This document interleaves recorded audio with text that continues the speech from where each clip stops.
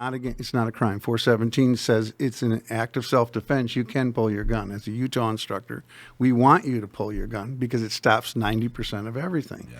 So again, if we teach you everything you need to do, make all the right moves, you pull your gun, no shots fired.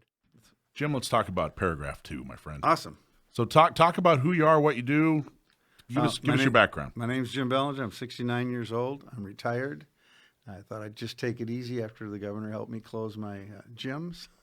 Talk about that. What kind of gyms? I had a gym called Zadori. That's Italian for sweat. And it was a great gym. It was a lot of fun. We developed a lot of people and just kind of got to enjoy ourselves. We don't want to ever hurt anybody. Like what kind of gym? Was it like weightlifting or? All the above. Yeah. Well, again, a lot of the things that we do in exercise are wrong. Well, what's an example?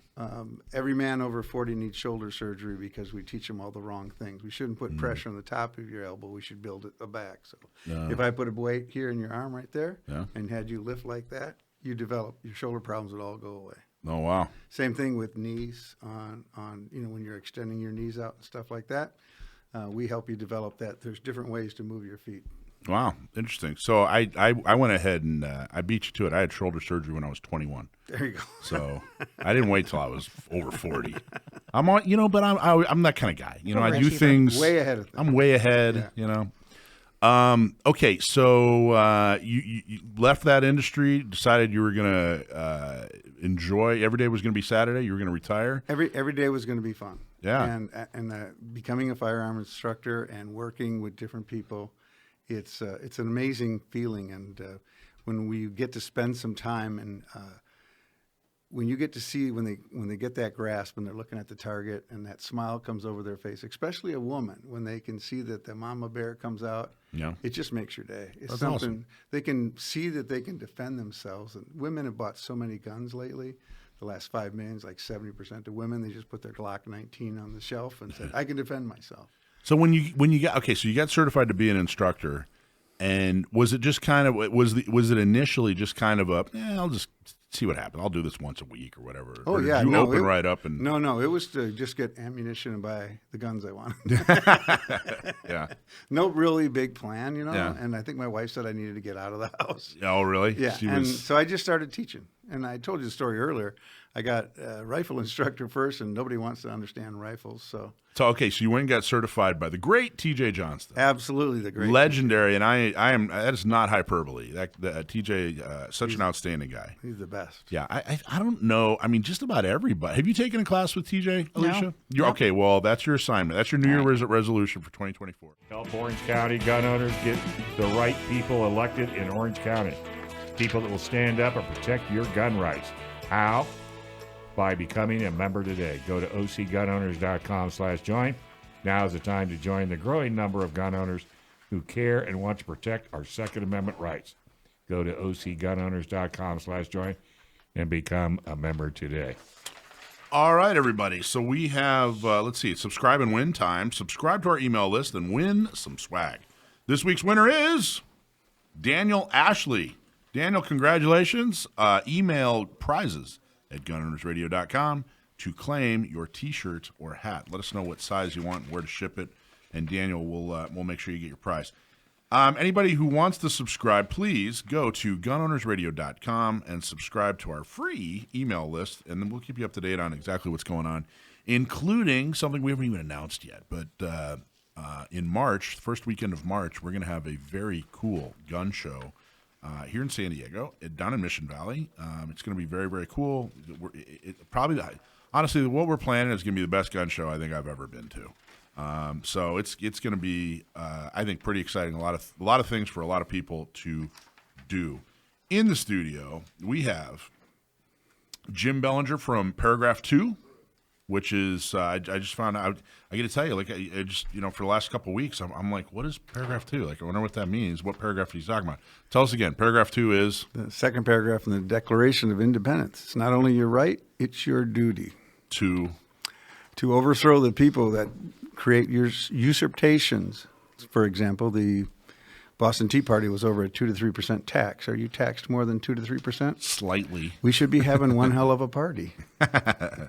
And Mike Pettengill from Personal Protection Academy, an old friend of the show. How are you, my friend? Good, sir. How are you? Excellent. So, Jim, one of the things I talk about when it comes to training is I think that we probably are we spend too much time on marksmanship, and people hear that and they go, "Well, no, Mike, you got to be able to hit the target. People don't get enough training." But what I mean by that is the percentage of training that people, do. Too much of that percentage is on marksmanship, and not enough of it is on everything else. And we were talking a little bit about home defense, putting together a plan. Talk about some of the classes that you have and some of the things that you teach that aren't marksmanship that people really, really should value and of course, come to you to learn about. In the USCCA, we teach what's called point shooting. And again, point shooting is just raising your hand and then getting the first bullet off. I'll tell my people the most important thing in a gunfight is to cheat and get the first bullet off. So we always see all these drawing and things that the people do. Yeah. And you'll see them at the range shoot 300 rounds, tell their wife that they killed the cardboard, and there's not a gunfight in America where you would stand still. So you're going to resort to the way you trained. And the other thing that we're doing in training that bothers me is that in all the ranges, we're shooting at these B-27 targets, and it's for the pygmy zombie apocalypse. I mean, we're shooting low, and the first thing we're going to do is we need to be shooting thoracic. Wait, so talk about that. I use some lingo there. The only thing I knew what you were talking about there is I know what a pygmy is. Everything else, explain it. So a B what? A B-27 target Okay, is what's that a big shadow target Okay. that you see, and it's Yeah. got the 10 and Yeah. all the rings on it, right? And in all the ranges, you have them either outdoor or indoor. Even the sheriffs have us all shoot at the X. They say, hey, shoot at the X, shoot at the bullseye. And that's literally going to shoot a 6'2" guy like me in the waist or other parts of my the belly body. button. Interesting. Yeah, and that's not taking care of the threat. And so in some of the cases that we do, we have you do 3 push-ups, shoot the exercise. We have you do 10 push-ups, shoot the exercise. And if the way you trained is the way you're going to shoot, and we've had U.S. Marshals that we train stand up, say, hey, I'm a great shot left-handed, and they'll go boom, boom, boom, right at the pygmy zombie apocalypse target. And that's not what we should train to. And again, if we look at point shooting and get you moving, that really becomes critical, because as we see, as people move around, 100 shots go out in a gunfight, only 4 hit the body by FBI numbers. Isn't that crazy? So we're not training people to hit the target. We're training them to shoot for the Olympics or something like that. That's not going to be helpful in a defensive situation. That's interesting. Now, USCCA has their training department has, maybe the best way to put it, has successfully filling a void. I think they've come a long way. What are your thoughts? Yeah, their marketing materials are excellent. They really put some pressure on the NRA, and they really work at what they need to do in helping people in home defense. We teach home defense classes, which are really important things. You buy a home, you say, hey, I need to make my home secure. Put 1.5-inch bolts in your locks at the front door so they can't kick it in. They're going to come in 26% of the time through the front door, 23% through the back time, 22% through a window. Put the film on your window so they can't get to that. What's the film on your window? They can't break the window. It won't come apart in pieces. Wow, where do you get that?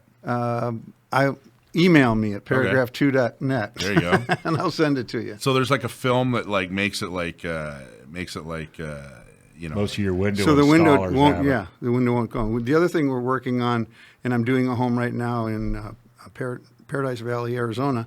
It's a kind of like a piece of Marlite, but it'll stop a 5.56 bullet, and we're establishing it on the sides of each door in a home so that you can defend yourself in a home and stop the bullet, because drywall doesn't stop anything. And do you think you said not having a plan, you think is everybody's biggest mistake? Huge mistake. You have to have a plan. You have to know where everybody's going to be at.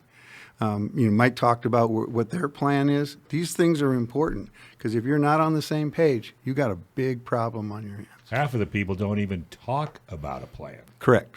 They're just waiting for it to happen, but they don't know what they're going to do when it happens. Yeah, no, and then you're just running around causing all kinds of Like a problems. chicken with the head cut off. Exactly. End And up that's shooting somebody in the house. and it's a bad time. Okay. Right. And like Mike said, you can't sweep the house. You're not trained for that. Shouldn't. That's not what we shouldn't. Right.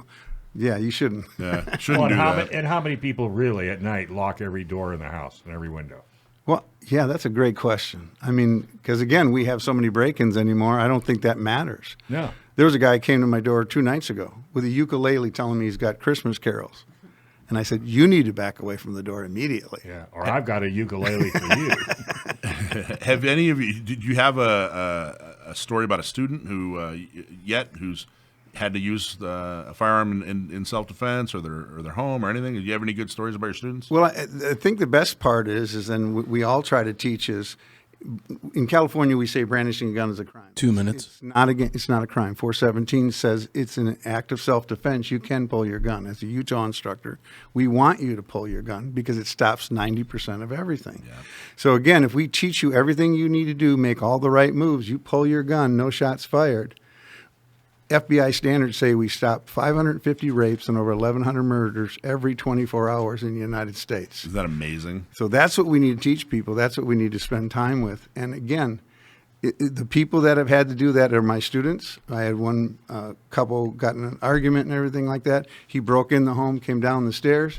The next night he broke in, she stood there, pointed his gun. He just turned around and walked away. Wow. So yeah, no, it really is amazing, and I hear, unfortunately, most of the stories I hear where a firearm was used defensively to de-escalate a situation or prevent a crime, something like that. It's usually the reason I hear about it is it's because somebody 1 minute have a product like USCCA, yes. And they're going, I'm in trouble. I don't know what I'm going to do. Like I didn't even pull the trigger. I didn't even nothing even happened. I just pulled my gun, and now. The DA and the cops and the report and I don't know, blah, blah, blah, and I got this guy who's a trust attorney, and he's going to defend me in a complicated second. You know what I mean? That's what I hear. That's a huge mistake. That's a huge mistake. SB2 says you have to have an insurance program like USCCA if you're a concealed carry holder starting January 1st. If you've made the decision to get a CCW, then you've admitted to yourself that there is a likely scenario that you'll have to defend yourself at some point. And if you've come to that conclusion, you've also come to the conclusion you're going to need an attorney. So I highly recommend these. That's one of the mistakes. I hear the horror stories. I get phone calls and emails from people that aren't even members, and they're just desperate. So keep that in mind. Okay, when we get back, we're going to talk to Mike Pettengill from Personal Protection Academy about all kinds of cool stuff. Thanks for watching this clip from Gun Owners Radio. If you're watching mainstream media, you're not getting the truth about guns. Gun Owners Radio is the easiest way to stay on top of the Second Amendment fight, the fight for your self-defense rights. You can watch our live stream on YouTube every Sunday from 4 to 6 p.m. California time, or if you're in San Diego, AM 1170, FM 96.1, The Answer. We're also available on your favorite podcast platform. Just search Gun Owners Radio and you'll find our show. Like and subscribe to help defend and restore the Second Amendment, not just in California, but across the country.